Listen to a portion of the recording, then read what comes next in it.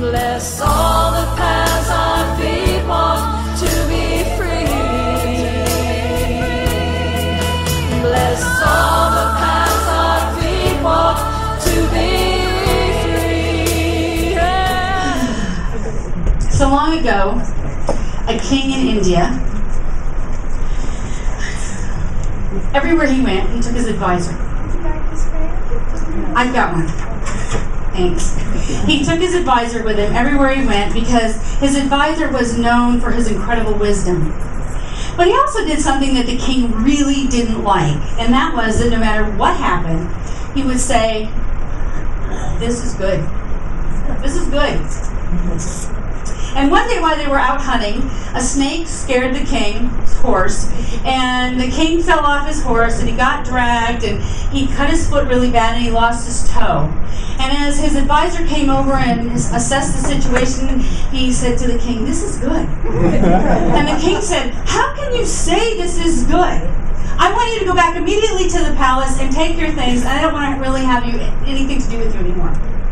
And his advisor said, "This is good." And he went off to the palace to pack his bags. And later on, as the king returned home and he healed and his foot got better, he just went out on another hunting trip.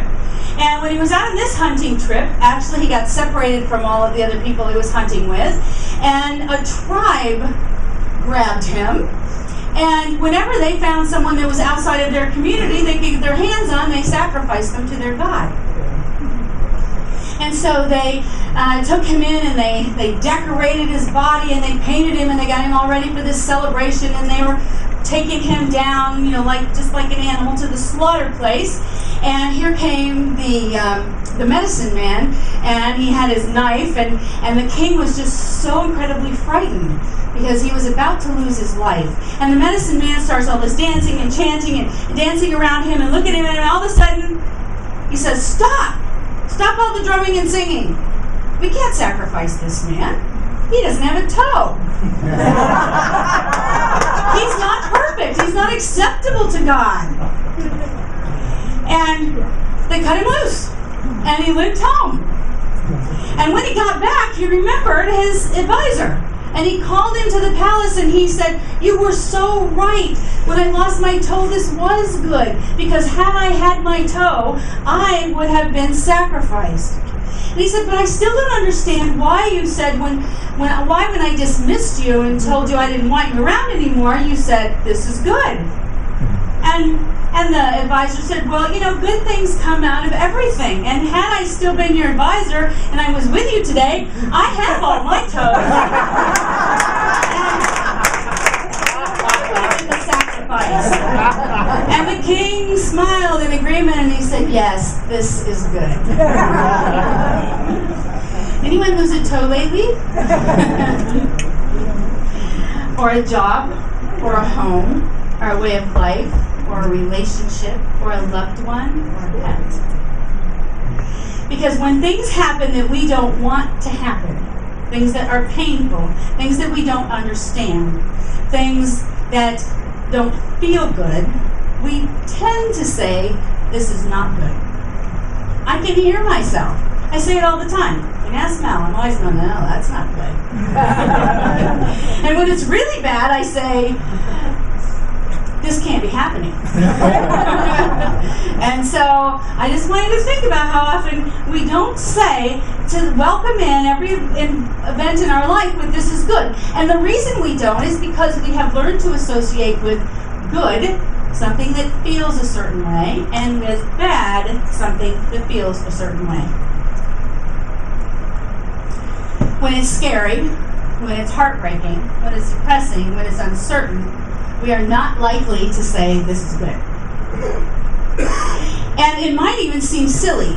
We might even have been socialized enough in a certain way and say, it's not even respectful. It's not kind. It's not compassionate. It's not wise to say that something is good when something is so incredibly painful to myself or to someone else. But saying these words don't imply any kind of action. They don't imply that we don't still cry. They don't imply that we don't still feel the depth of the pain, that we still don't suffer whatever is happening. They don't imply that. We're going to act differently, just that we're going to believe something different. So what we do is we try to match up, oh, well, if something's good, then I'm supposed to act happy. If something's bad, I'm supposed to act sad.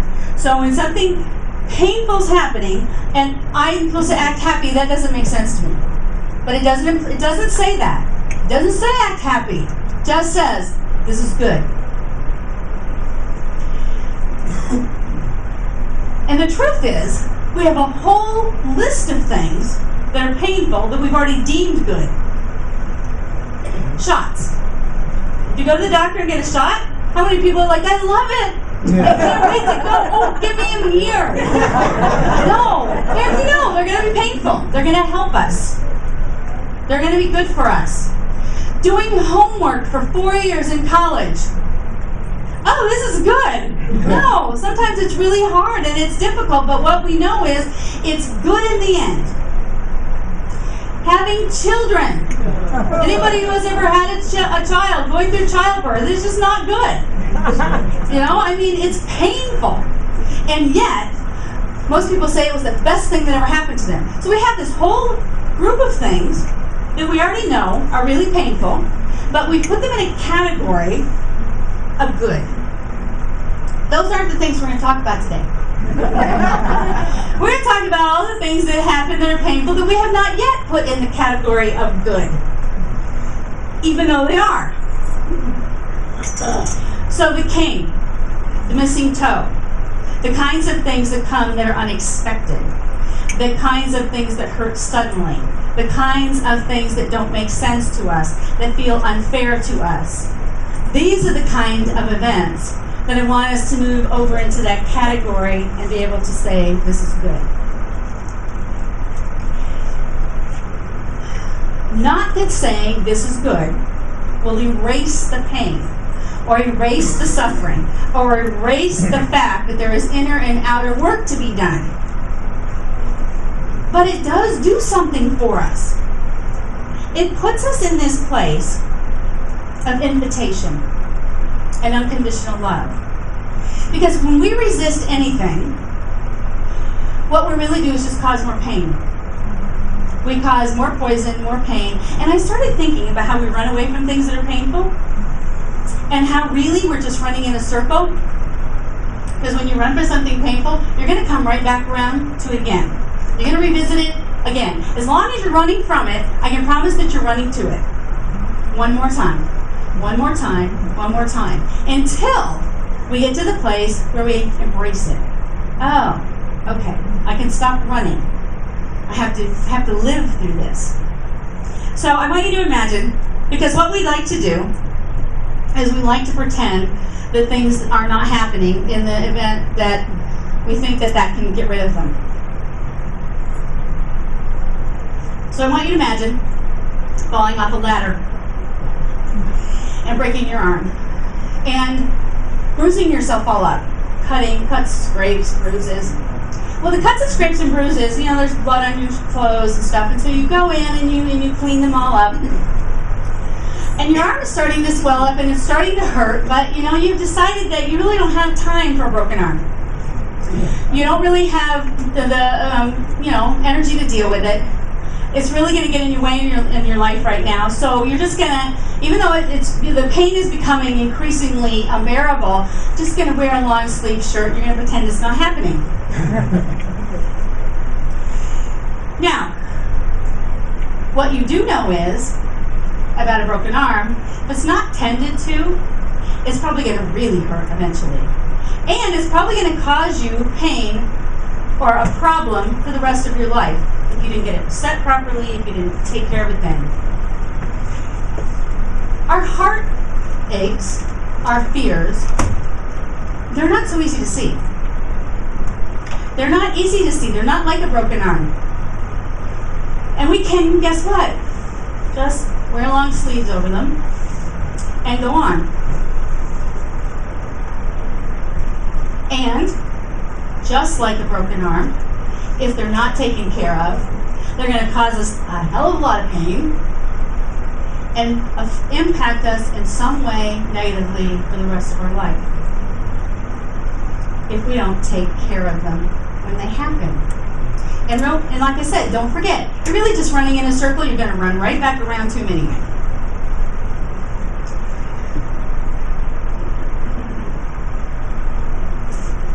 All of these things that come to us that are painful come to us to get our attention.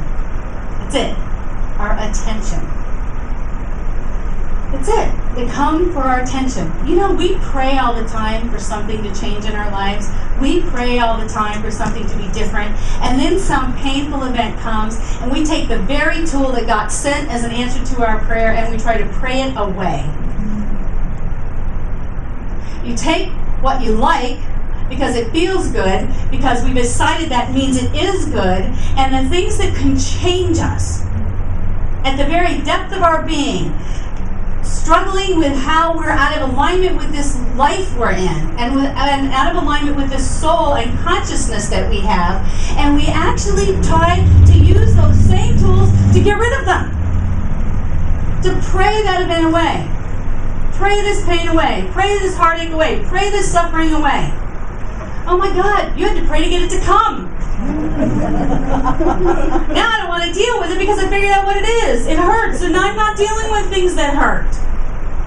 And we actually then try to get them to leave us.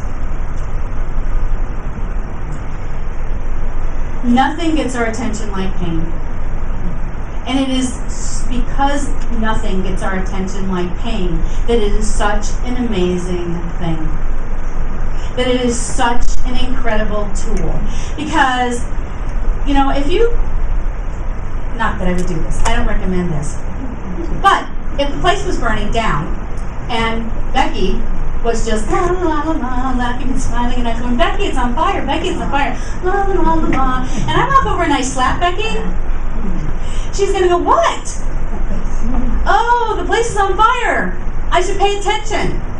So pain comes to slap us in that way. Unconscious lullaby.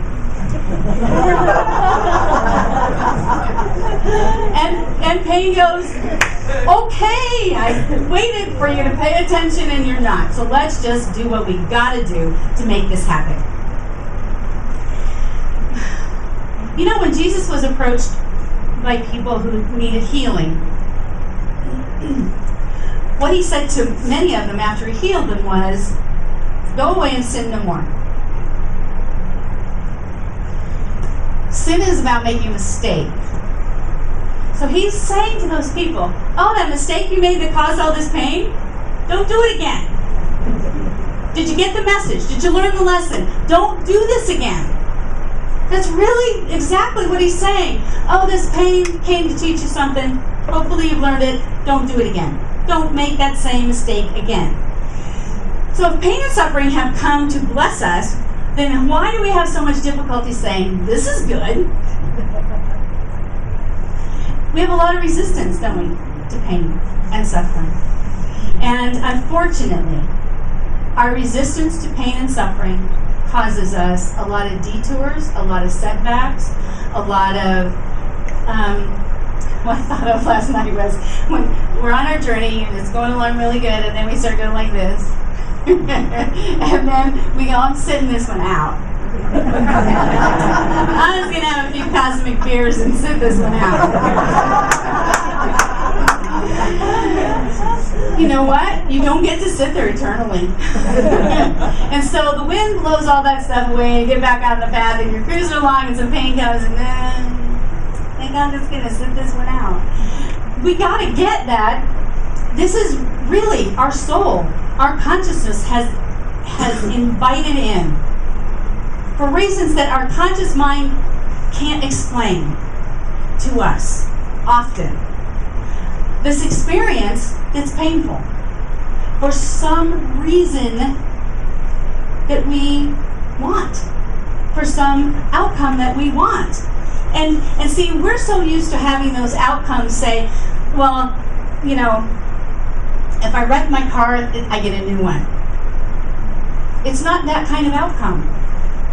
It's not so that the world will be shinier and brighter. is so that we'll be wiser and stronger, so that we will have the light turned on more, that there will be a more awareness in us, that some divine connection will be made. We keep looking out here even for why it was good. We keep thinking, well, how can what my famous saying, how can that be good? Because if I say that, what I know is I'm looking out here. And I'm waiting for it to show up out here in some way that I feel good about. Rather than, how in here did it change me?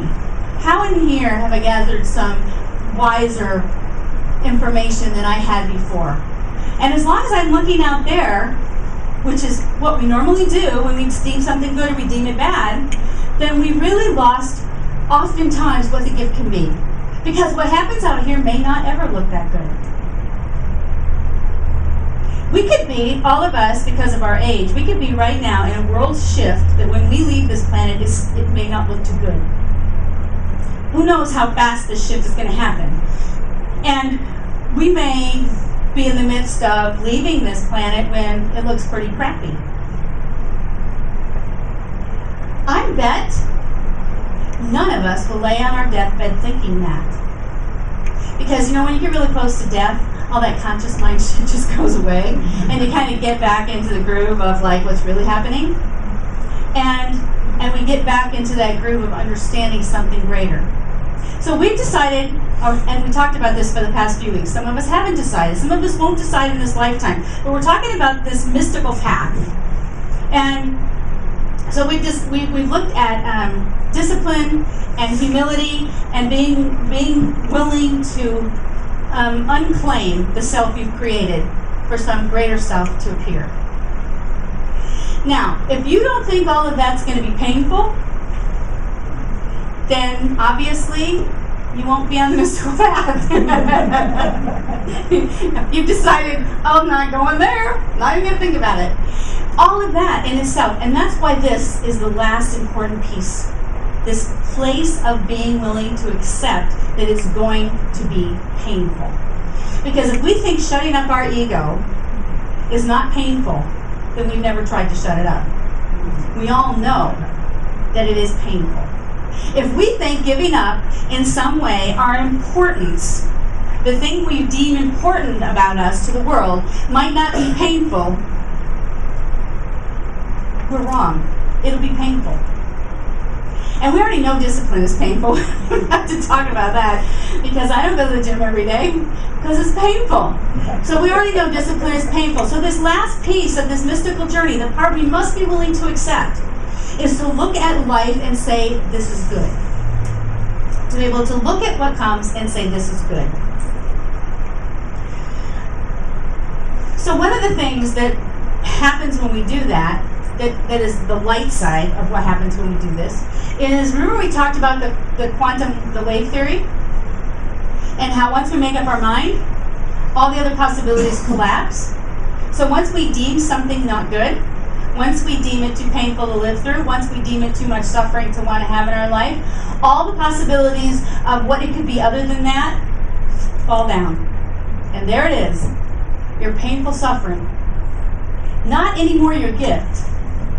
Because when we get into that space, when we've gone into it in denial and resistance and we've decided that no matter what, this is a painful event and I don't want to live through it, and there's nothing good for it in my life, and la la la, once we get there, just see how that we've shut the door. We've shut the door on the greater possibility of how this might heal us. So I want to interject in this thought something else.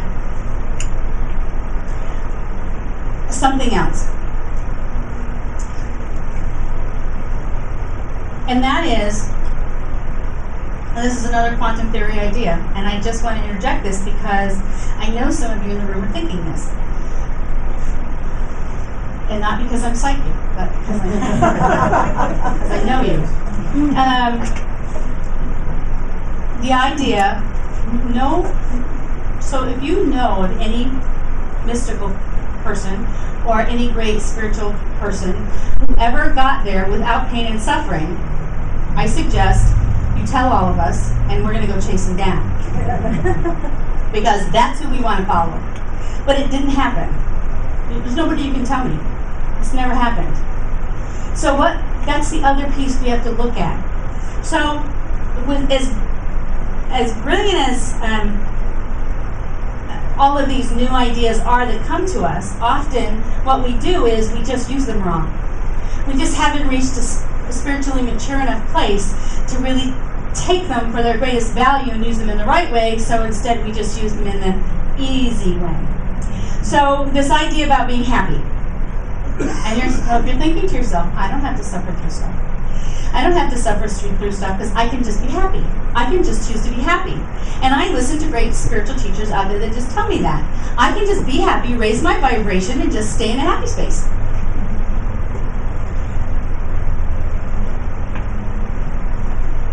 Until something happens to you that's really devastating, yes. And I can tell you firsthand because I know. I lived my life and I didn't feel any of my feelings for a really long time. And I'm going to tell you, it was cooking along. It was awesome. And that's all what I thought. I have the greatest life in the world. I'm living all these spiritual principles. I'm just not letting anything come in. It doesn't feel good. And just until something happened. And what I realized when something happened was all the lessons that pain could have brought me along the way, I hadn't learned them. I had nothing to stand on except a whole lot of false happiness. I had no inner strength, no wisdom, no real intense spiritual meaning in my life that I could stand on and get through something. Then is when I realized how not going into the places that I invited but pushed away made my life this devastating mess. So can we do it? We can do it. Will it last? Absolutely not. It just won't. It won't happen that way. Those places of raising our vibration so that we think happier things are a wonderful thing as long as we're not using them to push away painful times in our life. They're wonderful things when we want something good to happen and we are just have a little bit of anxiety or a little bit of fear or we're waking up and we're just not on the bright side that day because we don't even know why, to try to have that better thought, to raise our vibration, to stay in that place. It's true. It works. But it will not have you avoid painful things happening in your life, nor should it. Because honestly, you invited them to come help you. Because we're only feeling pain when we're out of alignment with something. If our bones are out of alignment, they feel pain. But psychologically and emotionally and spiritually, oftentimes what it is, and we touched on this last week, is that we say and pretend that we behave one way in the world, and the truth is we don't. And so we've got this constant struggle going on. I want to be a loving person. I am a loving person. I know what a loving person means. And then I go and I act like a jerk all over the place. There is a painful moment. That pain came to say, oh, you're not being who you said you were. You're not being who you want to be. You're not being what you believe that is right for you. So here we go. Painful moments, painful moments, painful moments, painful moments, all over the place. Just simply saying, get back in alignment with who you are, get back in alignment with who you are, get back in alignment with who you are. And I know that when big pains come, it is very difficult for us, the loss of a loved one, to find any sort of meaning in there that matches up to this maybe. And at the same time, we know that our soul knows that their soul is fine. We know that our higher self knows that their higher self is fine. We know that we know these things. And at the same time, what we're fighting is something else. What we're being pained about is something else. If we felt, so we say that we believe in reincarnation, we say, some of us do, we say that we believe we're going to see each other on the other side, we say all of this kind of stuff, and then we act as though it's not true. We cling and we hang on. And we cling and we hang on, not because we don't believe it's not true, but because all of the pain in our lives come up to those moments. All of the loss in our lives comes up to those moments. And it's not necessarily that loss, but it's every loss we didn't deal with. It's every pain that's still sitting there. And so, even in those moments, it's an invitation. It's an invitation to have life heal. It is an invitation to be whole. And we prefer to fight them. We want to fight them. So what if the spiritual journey and the mystical journey is only about one thing? What if it's only about divine love and unconditional love? What if it's only about that? What if that's it? What if that's it? I said to you last week, what if it's just about walking on water? Who'd want to follow Jesus just because he walked on water? It would be too much work. It's not that handy of a thing to do. It wouldn't get us what we want. But what if it's about unconditional love and that's it? And I want you to think about this.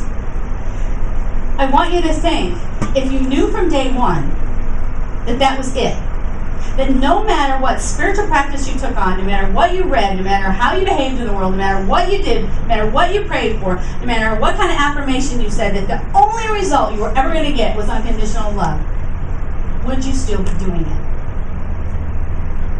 Because that is it. That is it. The mystical journey that Jesus didn't show us, because Jesus didn't need to show us, Jesus needed just to activate in us, was just simply a journey of love. Love. Nothing but love. And so every time we try to take all of this and we try to turn it into something else, eventually it will be painful. Because we won't find love and we won't get what we want. Because we're wanting the wrong stuff. We're wanting this magical stuff, this way the world works, to give us something greater than love, that we're valuing greater than love. When we haven't been serious enough about love. And it just breaks my heart, when I think about what religion does to people. How it talks to them about heaven and success and happiness and all of these kinds of things and skips right over love. Skips right over that all of that is glued together by something called love. And if you don't get that piece, you can just forget about the rest. They're not focusing on love. They're focusing on what the ego wants to make us all feel better. So is this going to be painful? If we ever get serious about it, it's going to be painful. Because we have got a lot to give up in our ego mind. We have got a lot to give up in our ego thinking. Because love is all we're going to get out of this deal. That's it. We're not going to get anything else. So if we're ready to go on the mystical path, what we have to do is we have to be willing to have experiences that are painful be good. We need to be, and not because it's godly, or it's noble, or it's mystical, or it's necessary in some religious way, but it's necessary in the human way that we've created our world. And I thought about, would people think that what kind of God would make finding God painful?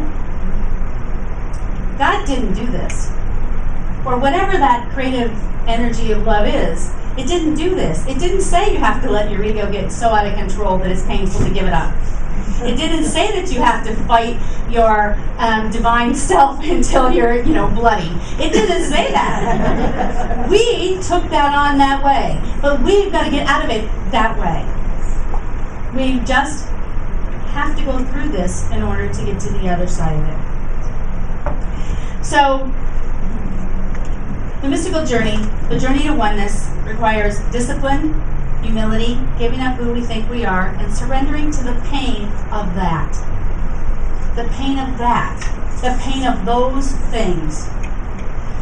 When we stop at being willing to surrender to the pain of those things, what we know is we can't have any of those things happen.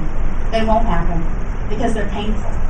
And so we've just decided we're not doing it. I thought about nailing yourself to a cross and never complaining, sitting under the Bodhisattva tree for a couple of years and starving to death and wearing the same clothes. That's disgusting.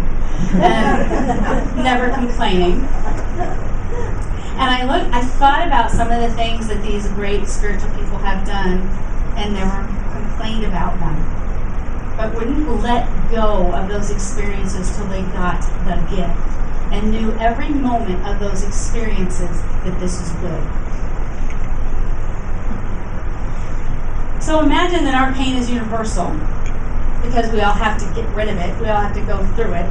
And instead of complaining, let's just start practicing. So say it with me. This is good. You can say it. This is good. This is good. Next time life is painful, just say, this is good.